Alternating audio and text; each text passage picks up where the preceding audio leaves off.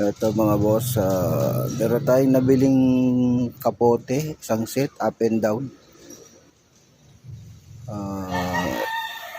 Gusto ko lang bigyan ng review at para makatulong sa mga nais bumili ng ganitong uri ng kapote.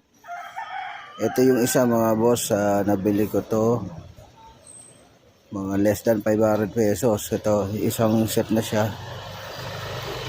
Ayan o, papakita ko lang sa inyo kung ano ang nangyari. So, mga boss, ayan, tingnan nyo. Ayan o, yung materialis niya hindi maganda o. Madaling mapunit. Siguro wala pang 3 bongko itong ginamit. Ayan, sira na siya. Gutay-gutay na mga boss.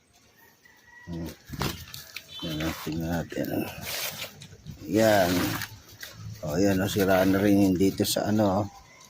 Tanyo. Gutay na. Magandang kaso ng ano. Kapote. Ayan o.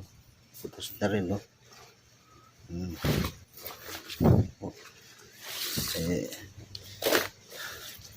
Masasuggest ko huwag kayo bibili ng ganitong kapote kasi sayang lang ang pera nyo. Yan. Yung pulse nya, ito naman yung pulse nya, nangyari ganito rin, napunit eh syempre as usual.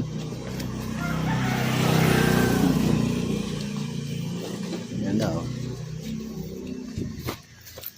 Ayan, wasak, gutay-gutay oh. Diba nipis lang eh, hindi matibay yung materialis niya. Ayan, wasak din oh.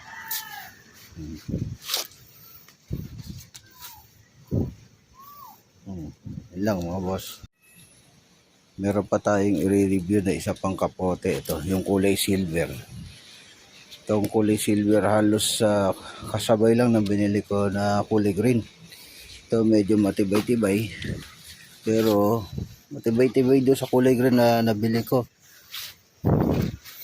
Pero ito na nangyari. Warak na warak din. Hindi rin tumagal. Halos parehas lang ang presyo niya. Yan o, wasak. Sayang pera. Kala ko tatagal ito eh. Ay yung ano niya.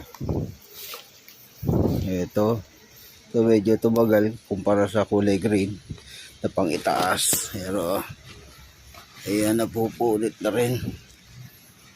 Kita nyo na may bandang balikat.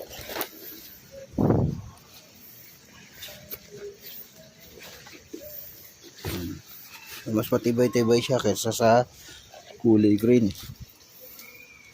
Yan lang mga boss. Sana makatagpo tayo ng mas matitibay na kapote. Mas matibay pa sa mga kapoteng ating ni-review.